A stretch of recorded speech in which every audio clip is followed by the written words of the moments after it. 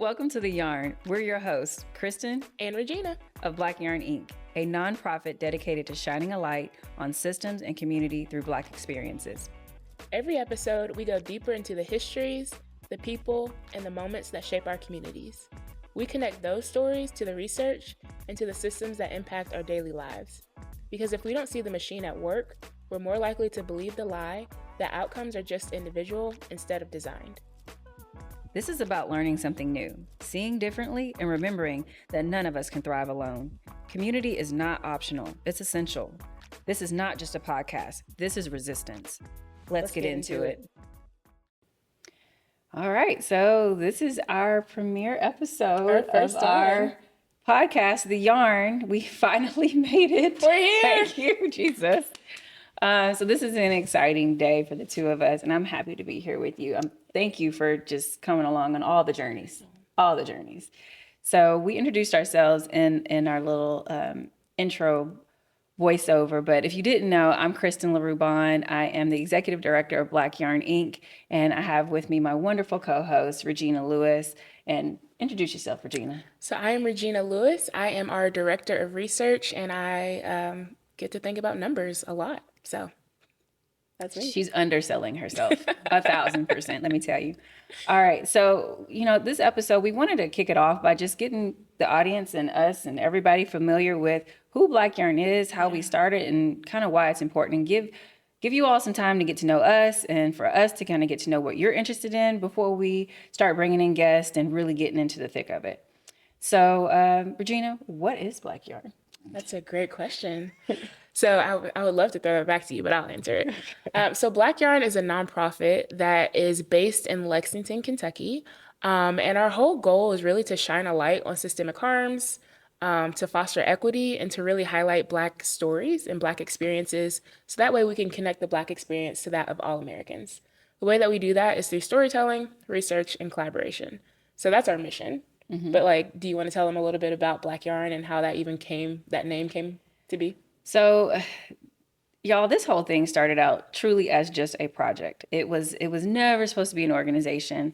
I was a realtor, and I still am a realtor at Bluegrass Realtors at the time, and I was in a meeting with some of the other executives that were there that day, the leaders, and we had a presentation done for us called Segregated Lexington, and Rona Roberts and Barbara Sutherland, two of our dear friends now, came in to present their findings. And it was on segregated housing in Lexington. And when they presented it, honestly, and I've told this story 1,000 times, I literally did get emotional because I was like, oh my gosh, it touched me so deeply because it was the story of my family. Mm-hmm. It was the story of how they transitioned through housing and how that housing, I know, impacted my life. And so once their presentation wrapped, I just mentioned to them, it would be really cool if we could capture it wasn't even a we. There was no we. It'd be great if y'all could capture, some of these stories while people are still living, because they were talking about neighborhoods. They were talking about communities that are still around, and some of the elders in these communities were still around, but, everybody's getting a little older. And so what would it look like if we try to capture that? And they were like, man, that's a good idea. Could you help? And I'm ambitious. And so I'm just like, yeah, I didn't think it was going to be a big lift. I really didn't think it was going to be a big lift. I thought I was going to call some of my grandparents' friends and be like, hey, do you mind recording a short video? Give that over to the ladies. Done. That was not how it went at all. And so from there, it really kicked off. It kicked off with the project of the documentary. That's how the documentary got started. Barbara was already working in the deeds office on deed research, where she's going around and looking at different through the deed books and identifying which houses had racially restrictive covenants on them. So she was already deep into that work. Both the ladies were really deep into their work. We just kind of decided to come together to pull this off and to raise money to create the film. And the film took on a life of its own. And through the process of raising the money through the film and getting to know other community members and hearing everybody's feedback, it became very obvious, very quick, that Black Yarn is not going to be something that can just be a one and done type of thing. We can't just do the film and walk away from the community like that. We need to stick around, and these stories are valuable, and the community let us know, not only through their words, their actions, their dollars, that these stories were valuable to them too, and that they wanted to see us continue to do the work. So from the film, we've decided to evolve into staying into being like a full-fledged nonprofit. Yeah. And so that's where we're at today. We are learning how to be a nonprofit. What does that look like? How do we serve the community? How do we keep these stories going so that we're not only the ones telling them, but we're teaching community members and youth how to tell their stories, how to be curious about systems, and how to be curious about their neighbor. And so that's really a lot of how we got started, and also a little bit about why it's important. Yeah, and so I would love to just give a little bit of context for people that maybe this is their first kind of introduction to Black Yarn. And so when we say film, Black Yarn produced, edited, written, rewritten, Yes. a documentary called Lexington Resilience in the Redline that premiered in our home city in August of 2025 at the historic Lyric Theater, which is actually the home to where this podcast is right now. And that story is all about housing and redlining and how Black families were resilient through that process to experience the lives that they experience today in our city.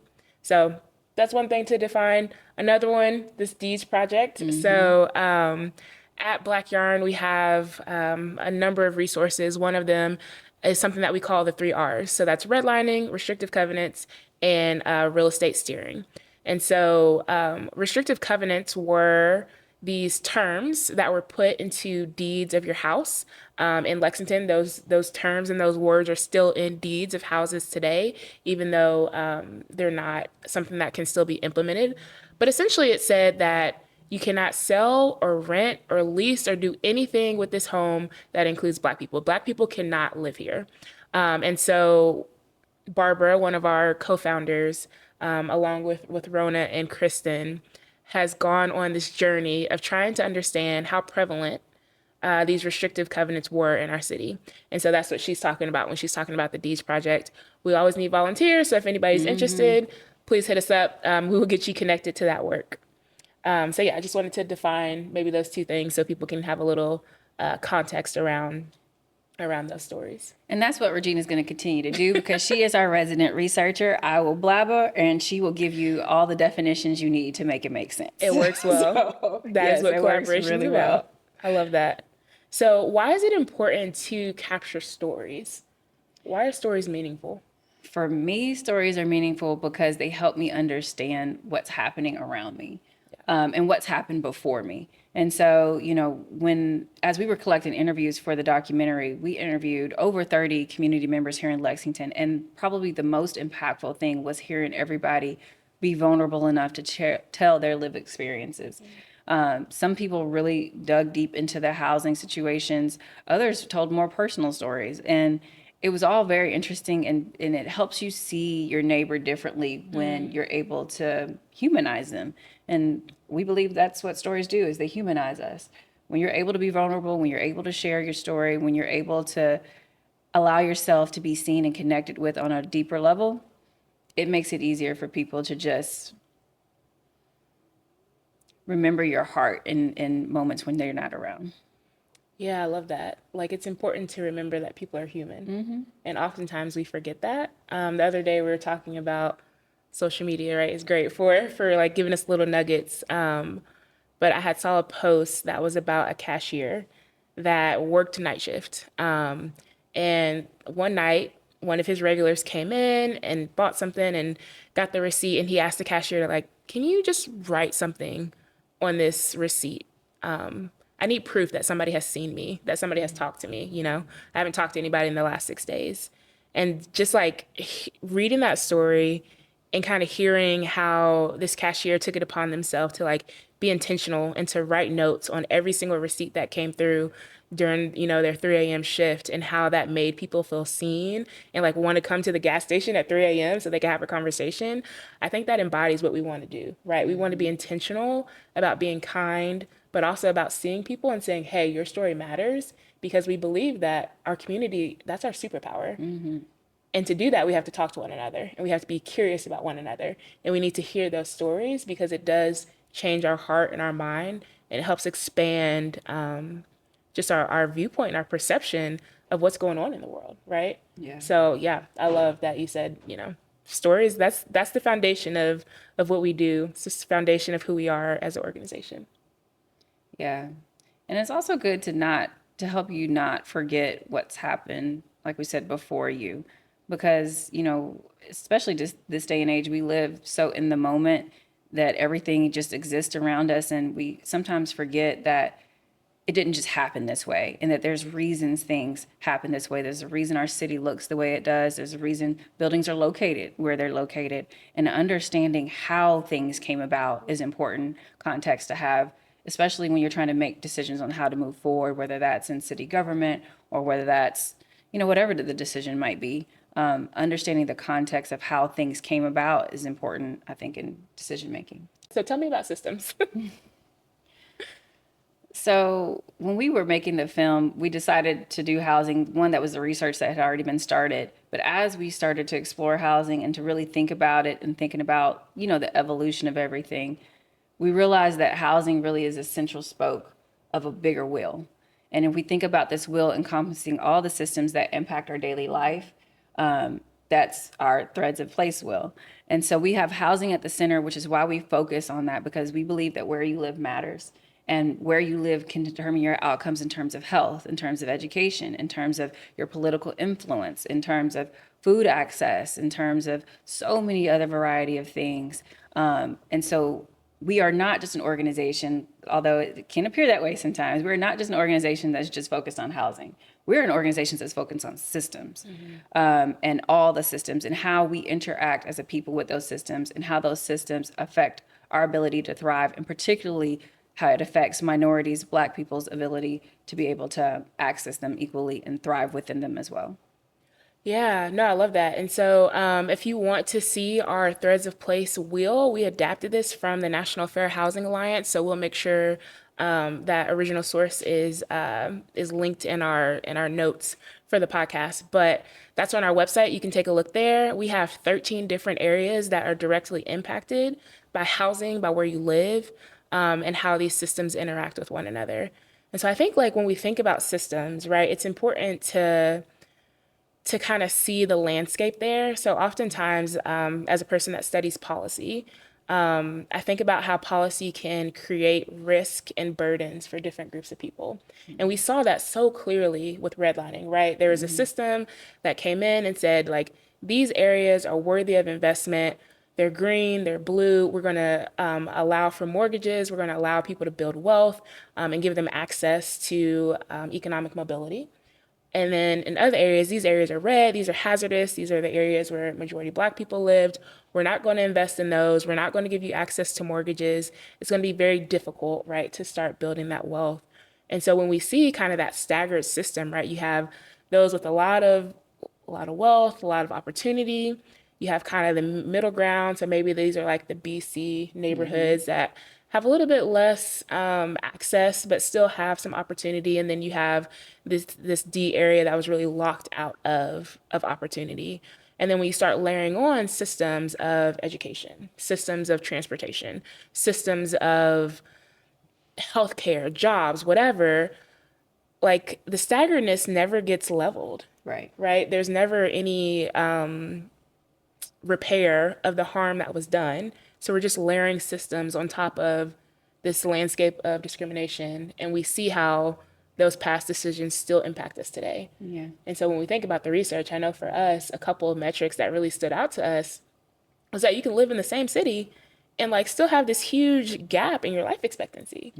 So in a green community versus a red community, there's a 16-year difference in the amount of time like you're going to live That's crazy. in the same city, less than 5 miles apart, these two communities.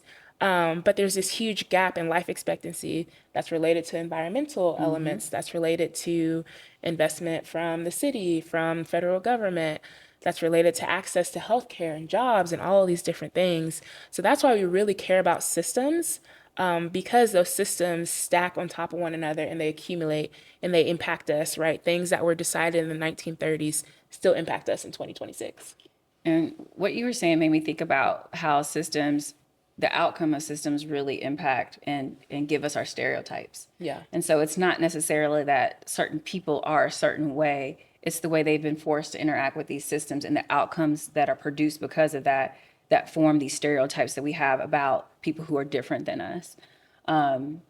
Granted, if you were had to live in the same place and had to be involved in the systems in some of the same ways as your neighbor had to be involved in, your outcome might look different and the stereotype might land on you. Yeah. And so oftentimes, because we don't understand systems, we think people are the way they are, sometimes by choice, and it's not always by choice, it is by design. Yep. By design. That's huge. Yes, 100%. By design. So I just want to harp on that. And so the way that we've tried to help illuminate, right, these systems is through creating the documentary, through a number of house parties. We've talked to at this point, over 2,000 people about these systems, whether that's through the film, whether that's through research presentations, whether that's through talks at churches or on university campuses. We've had a number of opportunities to tell people about these stories, and this is another way to do that through this podcast. But we've also created a cool game. So tell us about that. We have created a game. So it just dawned on me one night. We were planning for something else, I don't know. But Jenga, and I don't know what made me think about Jenga, but how the game of Jenga likens itself to the way our society is ran, and how eventually everything is going to crumble if you keep pulling blocks and placing things on top. It weakens the foundation, and eventually the whole system will fall. The whole thing will fall. So we designed a game kind of around that concept. It is a Jenga game. So we have Jenga blocks, and some of these blocks have black yarn stamped across them. And we also have these question cards. And so the premise of the game is you set it up just like any other Jenga game. You know how you stack the towers. Some of the blocks that are stamped and some of the blocks are blank. So as you're playing with your friends, if you pull a block that is stamped with black yarn on it, you would then have to read one of these who bears the weight cards. So for example, let's say I pull this block. I would not get to put this back into the stack because that represents an opportunity that is lost in society. So the card says, even within representation, lighter skin tones are often shown more prominently. Studies show that characters in many influential children's books are depicted with lighter average skin tones than characters in other books.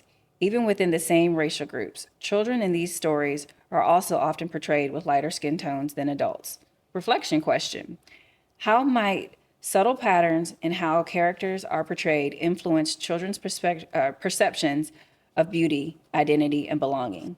And so the thought behind the game is that as you pull blocks, you read cards, it sparks conversation amongst the people playing to, one, share their stories and experiences. Maybe somebody playing the game can relate to this and say, hey, yeah, when I was growing up, I didn't see any dolls or any stories that reflected me and that really impacted me as a child. And it took me a while to really feel beautiful and feel confident with myself. And then feeling vulnerable to be able to share that with the group of people who are playing. You know, just stories like that, things that come out when we identify, oh, this is actually an intentional act that was done where it's maybe very subtle, but still intentional act that's done that has impacted how I see myself and how others see me. And my neighbors don't really understand how that interplays in our interactions. And so we're hopeful that the game can be a way that not only youth, but just communities, whoever decides to use it and play it, can help get to know one another better, and then also understand some of the systems that are impacting their lives. Yeah, and I love that with this game, we were very intentional to incorporate our 3 pillars. So every card, so as the one Kristen just read, has a statistic. So it's connected to our research. They're all from credible resources. At the bottom of every card, there's the source that you can go and find these statistics from. But also, the reflection questions gives us an opportunity to tell our story and how we connect to or think about these statistics now that we know what they are.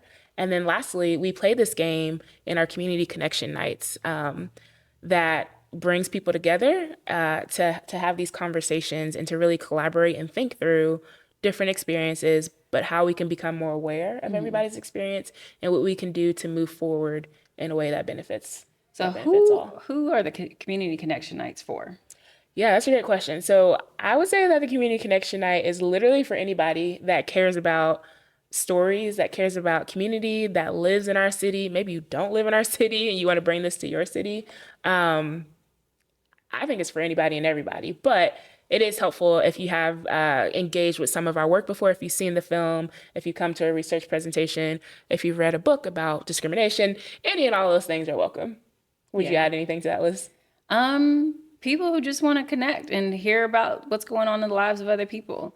If you want to get out and meet some new people and just have genuine conversation, if you're tired of doing it all behind the screen and you want to come and just have a couple of drinks, we'll be down at Gray Line Station. We're not providing the drinks, but if you want to come meet us down there and show up, you don't have to bring anything. You can grab you some food, grab you a drink, and come play the game with us and see what conversations just spark up out of it organically. It really is just learning how to have organic conversations about topics that can sometimes feel difficult to talk about or a little taboo to talk about, and just not something you would bring up on a day-to-day basis, but something that you might really want to unburden yourself about. So if that sounds like something that might interest you and you feel like you want to join us in this safe space, then we'd love to have you at our Community Connections Night. And we'll do them throughout the year. So go to our website. It is blackyarn.com and click on events tab at the top, and you can see all of our upcoming events where you can find how to register. Yeah. And so that's what we do. We do community engagement nights. We have our documentary. We do screenings. We're hosting a summit. We could talk about that at another time. Lots of different elements. We created a game to really get this conversation going. So knowing kind of all the things that we do and all the reasons why we do it, what can they expect from this podcast? I think that they can expect honest conversation, obviously two similar but different perspectives, and then also for us to bring some intriguing guests on down the line to be able to help shine the light and shed more knowledge on these systems. We want to bring in people who will help us think, that we can ask engaging questions to, that will help us see the world and our neighbors just a little bit differently and with a little bit more clarity. And so we hope that what people get out of this is just the opportunity to think about the world around them, their community in particular, with a little bit clearer lens than what maybe they've had the opportunity to do in the past.